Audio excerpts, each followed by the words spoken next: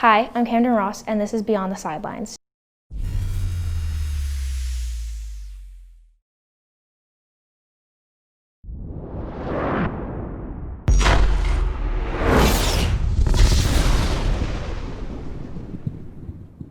Today's topic, we are going to start off with Timber Creek football headed back to playoffs this season with a game Saturday afternoon. I mean, we did lose, and I blame one of my friends for saying there's no way we get a kick return touchdown after Isaiah caught the final touchdown, and then they kicked it right to the guy that was definitely the most likely to get the kick return touchdown, and he ended up doing it. We lost by 3, but we still made it into the playoffs, which I think is a bonus for the team after not being very good the last couple of years, and the bringing in of Coach Williams definitely helped us out here. Yeah, I'm excited to see what Jacob Porter and the team brings to the playoffs. Like you said, though, it was rough losing to Keller, but at least they lost, not by enough to kick them out of the playoffs. So I'm excited to see them this Saturday afternoon, see what they do. Yeah, I also think that our conferences, or however football high school playoffs are, we're like the NFC East because we're in there with a losing record. So I'm really excited. I think it's going to be good. Okay, Steelers lose first game of the season with a shock 23-17 loss to the Washington football team. I mean, I called it last week. I said the football team had it in the bag because the Steelers are overrated. They haven't beat a good team in a while. And all the games that they beat good teams in, they lost to the refs. So they won because of the refs, not lost because of the refs.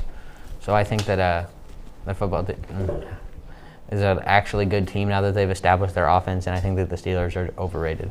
Well, I don't think they're overrated. I just think that they have problems within their own team. The receivers just couldn't hang on to the ball. They didn't have a run game against Washington, but we know Washington has one of the best defenses in the NFL. Alex Smith, comeback player of the year for sure. Shocked everyone. No one thought, I guess up to you, that Washington to win, but everyone wanted Washington to win so that, everyone, the Steelers could stop, saying how they're undefeated. So, but I think Ben Roethlisberger will pick it back up next week with a huge game against the Bills Sunday, and then I think the Browns the week after that. I think that the Steelers are going to go on a little bit of a losing streak here. Not because they're a bad team, but partially because they're a bad team, but because Juju's TikToks aren't going to happen anymore because we're undefeated TikToks, and they're just going to lose the energy there. Yeah, but you remember they still beat Tennessee whenever they were undefeated. In a close game, even though Tennessee crawled their way back in, they held on and won the game. They beat Baltimore, who's been an up and down kind of team this season, but they beat Cleveland handily, 38-7, I think it was. So they're not that overrated. It's just see games against the Cowboys, they struggled. The game against Denver, they struggled. So whenever a decent defense they play, they always struggle. And the Cowboys don't even have a good defense. That's the thing. That's part of the problem. Is that the Cowboys are very bad and they barely beat them. It is what it is. It is what it is. Okay. Ohio State will be ineligible for the Big Ten championship after their game versus Michigan is canceled because of COVID.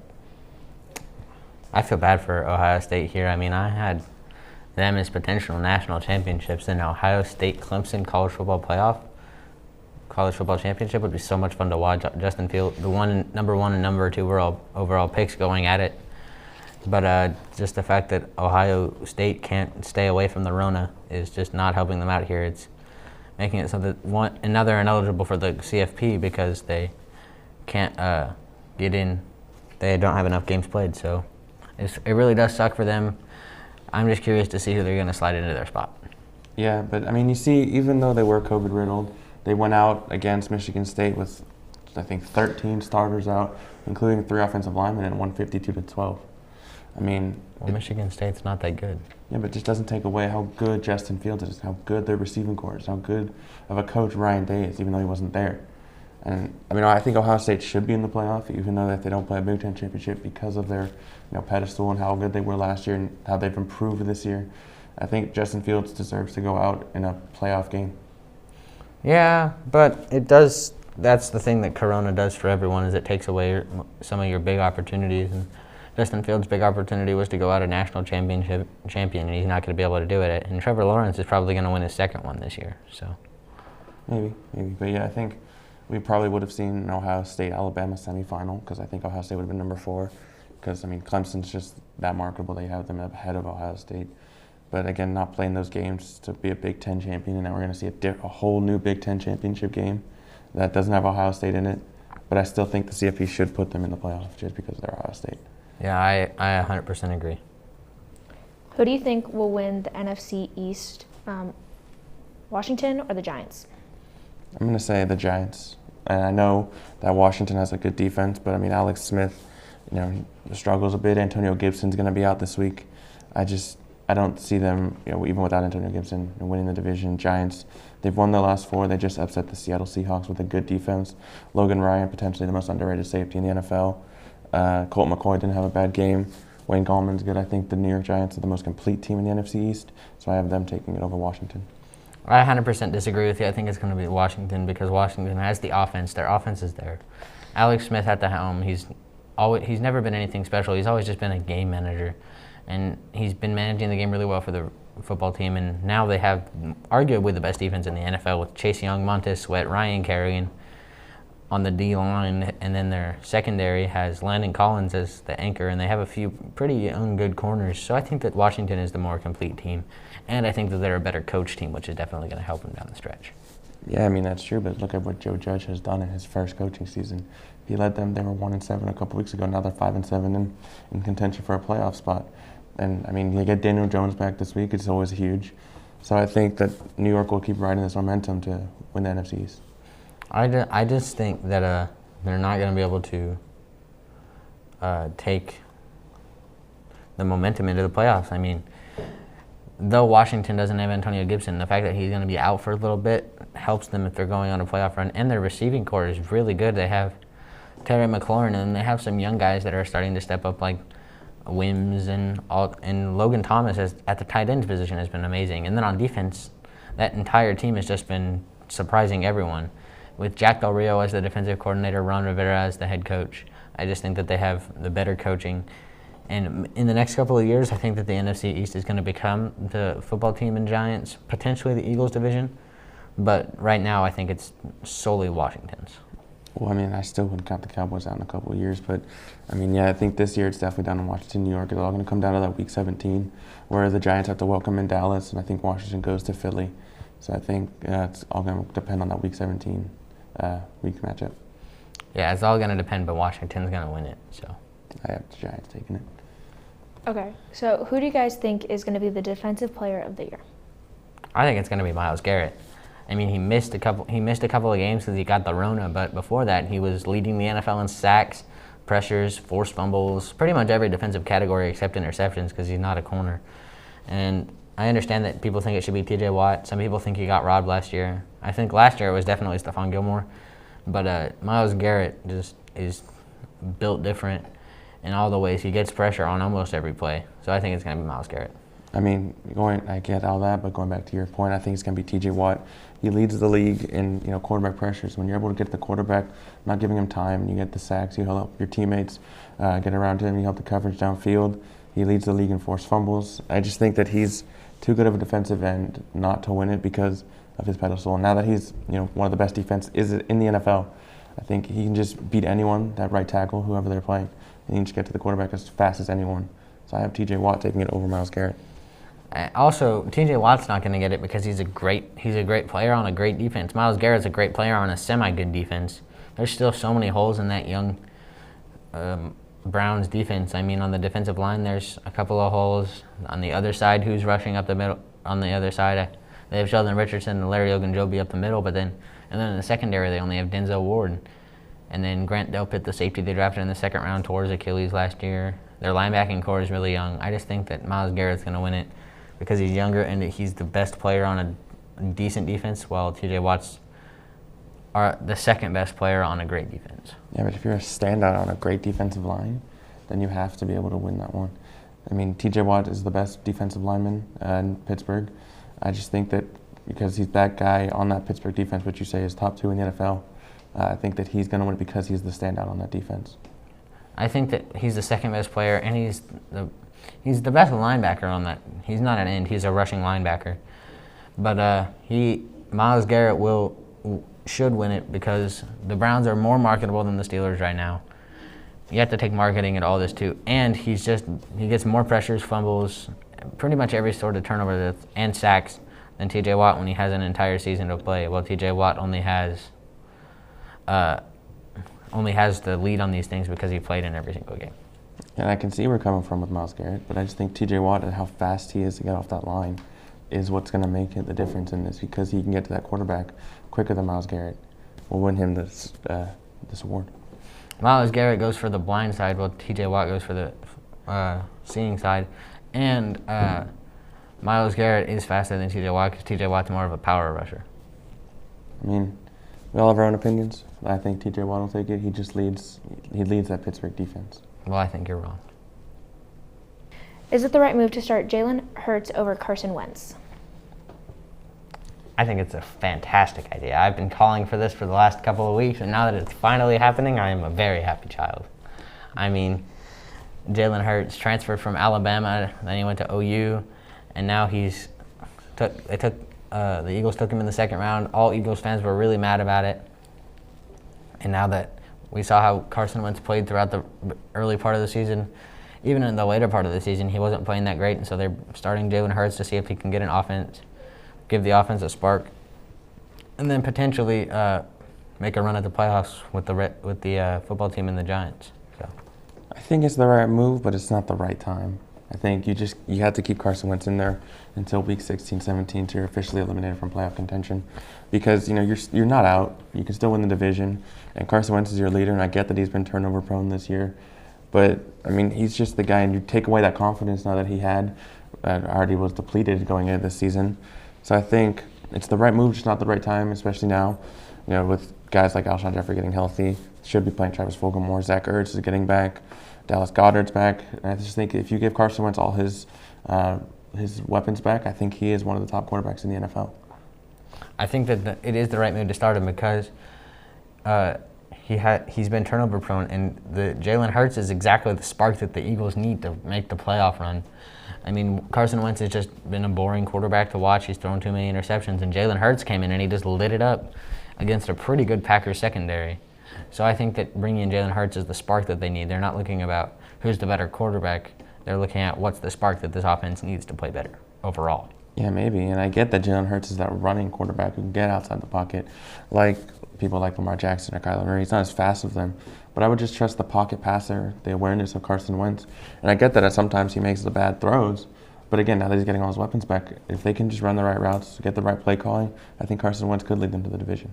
And on top of the fact that Carson Wentz is a predominantly pocket passer, he is the most sacked quarterback in the NFL. That's not his fault. That's due to his offensive line. No, it's because he doesn't move up in the pocket. He always tries to go out instead of moving around in the pocket. And Jalen Hurts has the speed to move out of the pocket if he needs to behind a piss-poor line that the Eagles have this year. Who will win NBA Rookie of the Year?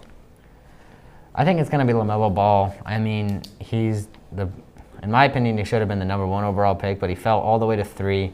He made it past the Warriors. He made it past the Timberwolves. And now he's going to a team where he is the main centerpiece guard with him, Devontae Graham, Gordon Hayward, P.J. Washington. I just think that he'll be able to average 20 points, 6 rebounds, and maybe 7 assists a game as a rookie point guard. And there's only one way to go from there, and that's up, especially because he's a 6'8" point guard. He's a scoring machine. He's a very gifted passer, and he's 6'8". So I think that that's going to give him the edge over some like James Wiseman, who's a defensive center. Yeah, but I still think James Wiseman's going to win it because he goes to the Warriors. He goes to a team led by Steph Curry, who can pass the ball to anyone on the court, and he can make things happen for him. So I think Wiseman going there helps his career definitely, and playing with Steph Curry, it's just every player dreams of playing with a guy like Steph Curry because of the passes he makes, because of the shots he has. So if you have him as your point, I think you're bound to be a successful player in the NBA. So I have Wiseman taking it. I just think that other than James Wiseman, Steph Curry, and Draymond Green, who is there that's on the Warriors right now? And I understand that maybe James Wiseman will have to fill that role, but he's a defensive player, he's not an offensive center. He's a defensive-minded center. He's a rim protector. I could see him in a couple of years winning Defensive Player of the Year, but I just don't think that he's going to. When you look at Rookie of the Year stats, most of the time it's based on their offense. how many points a game are you getting? How many rebounds per game are you getting? How many assists are you getting? And I just think that LaMelo will outdo James Wiseman by a long shot in all of those categories, except for rebounding. Yeah, but we know how good of a coach Steph Curry is and how he can develop defensive players into offensive shooters. So I think going to a Warriors team with Steph Curry and Steve Kerr as your coach, that'll bound to make you one of the best rookies in the NBA. Yeah, but that's all other than Draymond Green, James Wiseman, and Steph Curry. There's no one else around him on the Hornets. LaMelo has Devontae Graham, Terry Rozier, Gordon Hayward, P.J. Washington, Miles Bridges. He has all these different parts around him that are going to help him win the Rookie of the Year. Yeah, but if Wiseman has those guys, only those two, and he's one of the standouts on that team, then you have to give it to him if he's the only standout besides Green and Steph Curry. So I think Wiseman as a defensive center, even the defensive stats he'll put up, more than just the scoring he'll put up, I think he'll win it.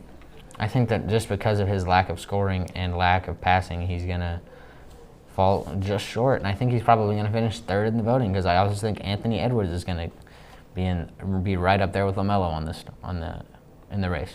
I mean, I can see where you're saying LaMelo because LaMelo has a more marketable name, and as you always say, it's more about the marketing. But I just think because he's one of the Warriors, which is a very marketable team, because they have Steph Curry, that he'll win. I disagree with you for the sole purpose of LaMelo's scoring, his scoring ability, his passing ability, his offensive prowess is way better. He's 6'8", and he has more pieces around him. You can't get assists if your teammates can't knock down shots, and the only really good shooter on the Warriors is Steph Curry. And if you're a center, you're not passing out to Steph Curry, you're passing out to whoever your small forward or power forward is. And if that's Draymond Green, it's not going in because Draymond can't shoot.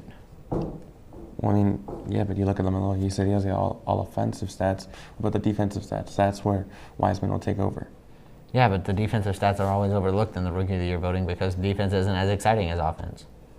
Yeah, but if you're making exciting defensive plays to win your teams the game, then that's why you're always in contention. Yeah, but then if you think about it, in the West, there's plenty of scoring centers, right? But I still think that they'll be able to score because Wiseman's more of a paint rim protector as opposed to and he's going to have to go up against Nikola Jokic and Karl Anthony Towns, who are both pretty decent deep shots. So I think that he'll have to learn how to develop a perimeter game, and in the process, he'll lack in other places. Yeah, I guess let's just agree to disagree then. I just disagree. Okay. Big impact, Rams versus Patriots. My big impact in this game is probably going to be Damiere Byrd for the Patriots. I mean, he's, in my opinion, the number one receiving option on that team. Cam Newton has been lacking in the passing category recently, and if he can step up and start catching passes, go deep a couple of times, connect with Cam, get a couple of touchdowns, the Patriots will have a shot in this game. However, I do have the Rams winning this game, but Damiere Byrd's my X factor for this game. My X factor has to be Damian Harris. I mean, we know how good of a running back he is. There's just a rookie, and he's been helping pick up the lack of passing with his rushing yards. He's had a couple 100-yard games as a rookie, so he's my X factor for this, helping out Cam Newton rather than having him throw the ball. But I also have the Rams winning it because of their defense. Yep. Steelers versus Bills. My X factor for this one has got to be Juju Smith-Schuster. I mean, he has been on and off a little bit recently. He has 5 receiving touchdowns on the year, but over the after he has a bad game, he normally has a good game. But against this Bills defense, I think that I don't know if he'll be able to have as good of a game going up against Levi Wallace because Chase Claypool will be taken by Tre'Davious White, and the Bills are just such a good defense with so many All-Pros on that side of the ball, including Tre'Davious White, Jordan Poyer, Micah Hyde, and then Ed Oliver is a potential All-Pro on the defensive line with Tremaine Edmonds at linebacker. I just think that the defense is too good, and if Juju can work his way through the defense and have 100 yards and a touchdown, I think that the Steelers will win this game, but I have the Bills winning this game. My X factor has to be Devin Singletary. I mean, he hasn't been playing really up to that kind of level that he was last season, this season. And I get they went out and they drafted a running back, but he has to be that guy to help out Josh Allen. And we know how good of a quarterback Josh Allen is, but if you can get Singletary on the ground working, even through the pass game, I think they'll win this game. And I also have the Buffalo Bills winning a close game. Yeah. Ravens versus Browns. My X factor for this one has to be Luke Wilson, the tight end. I think he's still filling in for Mark Andrews. He's going to have to help out Lamar Jackson. He had a bad game against Pittsburgh last Wednesday. So I think if you can get him more involved, your big tight end, in the passing game, Lamar will be more successful. But I have the Browns winning this one. My X factor has got to be Baker Mayfield. I know it's generic, but Baker Mayfield is one of the most streaky players in the NFL. If you've been looking at meme pages or whatever, you see the Baker Mayfield cycle, and he's just had his good game against an inferior opponent. But I think if he can carry his good game into the game against the Ravens, that he'll be able to win against the Ravens, and I have the Browns winning this one. This is a must-win game for Cleveland if they still want to win the AFC North, which is not out of contention, and especially if Pittsburgh loses to Buffalo. It all comes down to that Week 17 matchup between the Pittsburgh Steelers and the Cleveland Browns. Ooh, that'll be very fun to watch. Very fun to watch. Okay, what are y'all's game picks? Cardinals versus Giants. I got the Cardinals. I mean, Kyler Murray has lost too many games in a row, and I think that the Giants are good, but I think Kyler Murray is better than Colt McCoy. Give me the Giants. I think getting Daniel Jones back will, improve their offense. Wayne Gallman's been going off the last couple of weeks, and their defense, like I said, one of the most underrated in the NFL. So I have New York upsetting Arizona. Yeah. I love Arizona. Okay. Broncos versus Panthers. You take this one, Broncos fan. I have to say the Broncos. I think they stayed close to the Kansas City Chiefs. I don't think Carolina has that good a defense, even though they spend most of their draft picks on defensive side of the ball. But they're going to be without DJ Moore, potentially without Curtis Samuel, potentially without McCaffrey again, and their only really target is Mike Davis and Robbie Anderson. So I think Denver's defense, even without AJ Bouye now, I think that their corners will step up, and so I have Denver winning this one. I have Carolina winning this one. Teddy Bridgewater is such a good quarterback. Robbie Anderson is such a good wide receiver. He's the most underrated wide receiver in the NFL, in my opinion. And Mike Davis is a beast of a running back, and I think that the defensive side of the ball will be able to slow down the limited receiving targets that Drew Lock has. I mean, I think their number one will be able to slow down Jerry Jeudy. Tim Patrick has the hands, but if Drew Lock can't get him the ball, it's not his fault. And then they have a couple of good linebackers that could cover Noah Fant. So I have the Panthers winning this one.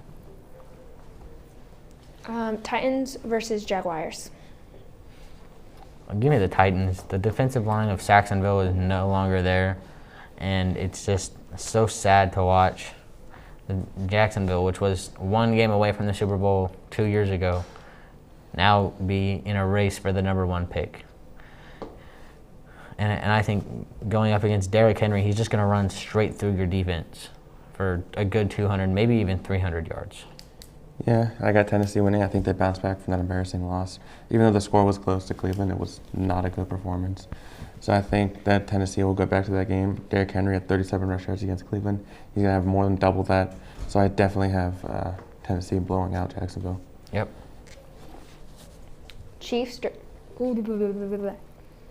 The Chiefs versus Dolphins. I think it's going to be a close game, but I think the Chiefs are going to win it. Just because the fact that the Chiefs' offense will be able to throw all over that defense.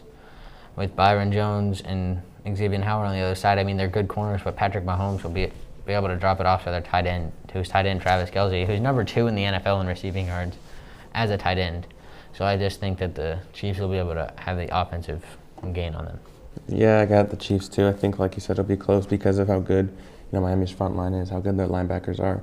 But I just think Patrick Mahomes is going to do Patrick Mahomes things, find Tyreek Hill down the field, find Travis Kelce in the middle of the field, even McCole Hardman. So I have the Chiefs winning this one, a close one. Yep. Did I already say Titans versus Jaguars? Yeah. Okay, cool. I thought I read over it. Cowboys versus Bengals. Give me the Cowboys. I think Andy Dalton, he's going to want revenge for Cincinnati letting him go. So I think Dallas Cowboys, their wide receiver core, wins this game. I think that it's going to be a train wreck of a football game, to say the least. 3-0. Yeah, exactly. 3-0 is a potential score I could see, and I have the Bengals edging it out. The Cowboys are just atrocious, and I hate them. So I have the Bengals winning. But I think Zeke gets back to his rookie season form this game, just for this game. The fumbles. But again, Cincinnati's defense, which isn't that good, and they don't even have a quarterback. Brandon Allen got hurt this week. And they have They're going to be starting Ryan Geno Finley. Atkins up the middle. Well, then just bounce to the outside. So, but I still have Dallas winning. I have Cincinnati winning. Titans versus the Bears. Are the Titans playing the Bears? It's Texans. Texans. Oh my gosh. I don't know why I said Titans. Texans versus the Bears. Give me the Texans. I think Deshaun Watson Even without, everyone suspected him to get blown out by Indianapolis without his two receivers, but he went off with Kiki Kuti. So I have Deshaun Watson pulling off a win against that very disappointing Chicago Bears team. I had the Bears winning it. They've lost too many games in a row, and as you said, the Houston Texans don't have their number 1 and number 2 receivers. But I think that that's going to make it so that the Bears defense, which has plenty of all-pros on it on the defensive line, in the secondary, everywhere there's all-pros on that team. And I think that they're going to just will their way to victory against the atrocious receiving core of the Houston Texans. I just don't think their offense puts up enough points. They I scored think that their defense will shut down Deshaun Watson, though. But they scored 1 touchdown the whole season in the second half. Well, that's embarrassing. Yeah, so, I think even without his number 2 receivers, Deshaun Watson will go off because he's Deshaun Watson. Maybe. I still have the Bears winning it, though. I have the Texans. The Vikings versus the Buccaneers. Give me the Bucks. Tom Brady against a defense that's not that great. He'll be able to break him down at the line of scrimmage. His arm talent may not be there anymore, but his knowledge of the game and how to read a defense is still there. So give me the Bucks on this one. I got the Vikings. I think, that defense really hasn't been performing, but they still have one of the better linebackers in the NFL with Aaron Kendricks. So I think that, he's kind of that X factor that needs to perform well. Anthony Harris, too. I think Dalvin Cook needs to have a way better game than he did against the Jags. So I think Kirk Cousins in the offense wins the game for the Vikings. I disagree. And also you're overlooking the Bucks defense, which is really good. They haven't been performing that well, and when you got Justin Jefferson, Adam Thielen, Dalvin Cook, I just think, Minnesota's going to be too much for them. I disagree. I think it's going to be the Bucks because of their offense. The Colt versus... 1 second. Oh my God, my back. I got you. Oh. Phone just dropped. Okay, Colts versus the Raiders. It's going to be a good one. It's going to be a very good one, but I have the Colts. The Raiders struggled to beat the lowly Jets, won by 3 on a blitz play on 2nd and 10. So I think the Colts defense is way better than what Greg Williams had. Frank Reich, one of the better head coaches in the NFL. Phillip Rivers, kind of performing at that consistent level that he was a couple years ago when the Chargers went 12-4. So I have the Colts edging out the Raiders. I also have the Colts. The Raiders barely beat the Jets, and it's only because the defensive coordinator for the Jets made the worst defensive call of the year, calling it basically the Engage 8 play in Madden on a game-winning play. Without Jamal Adams of all people. Exactly. So I have the Colts. Oh, Jets versus Seahawks. We've seen an upset by a New York team. Do we see 2? No. I think not. I think it's going to be the Seahawks. Yeah, I think Seattle wins, but again, the Jets they almost beat the Raiders. The Seattle struggled against the Giants, but no, I got Seattle. Russell Wilson and DK Metcalf are going to go off. Yeah. Washington versus the 49ers. Give me the Washington football team. The 49ers still injury-prone or injury-riddled. And Alex Smith and the Washington offense have looked amazing over the last couple of games, and their defense has just been able to lock everyone down. And I think without Jimmy Garoppolo, the 49ers offense has no one to move the ball. Nick Mullins is okay, but he's not good. So I think that it's going to be the Washington. Yeah, I have Washington too. I think Montez Sweat and Chase Young are studs. Their defensive linemen, like we said, 6 first-round picks on that line. So I have Washington, smothering Nick Mullins and what they have in San Francisco. Yep, I definitely agree. Saints versus the Eagles. Give me the Eagles. I think with the quarterback change, I think Jalen Hurts goes out there, balls out, shows that he is the franchise quarterback now. He gets the number 1 draft pick, Jalen Reagor, more involved, who had a breakout game. He had 1 catch against the Packers. So I think Jalen Hurts will go in there and they'll upset the Saints. I also have the Eagles winning in the upset. I think that starting Jalen Hurts gives that offense a spark, and because with Carson Wentz in, the offense is kind of stagnant and pass-heavy and boring, but I think with Jalen Hurts, you can use the run to set up the pass and use the pass to set up the run. So I think I definitely have the Eagles winning on this one. It's going to be really, really close, though. I think it might have to come down to the foot of Jake Elliott or Will Lutz. I just think that Taysom Hill hasn't shown what he is as a quarterback, except for against the Falcons defense, which he's played twice now. In both those games they went up, but you say against Denver he struggled. passing the ball wise. So I just think that Philly's defensive line, which is a good defensive line, will get to him and force him to make throws that he didn't want to make. So I have Philly winning it. Yeah, I 100% agree. Okay. Packers versus the Lions. No matter how much I want to say the Lions, I have the Packers winning this one. Yeah, I think, even though Matt Stafford went off against the Chicago Bears, I think Aaron Rodgers, he's making his case for MVP. So I have the Packers winning this one. A close one, though. Close one, though. Falcons versus the Chargers. Who are you betting on blowing the lead this week? I bet on the Falcons blowing the lead. Bolt up. I got the Chargers winning this one. Yeah, I got the Chargers. I think Justin Herbert, he had a horrible game against the Patriots, but every quarterback has these games, especially except Patrick Mahomes. So I think Justin Herbert gets back to him, finds Keenan Allen, Mike Williams. I have the Chargers winning big. Big, yeah, very big. I have the Chargers winning as well. And this has been Beyond the Sidelines. Week. Bye. Okay, now we're done. Hope I didn't miss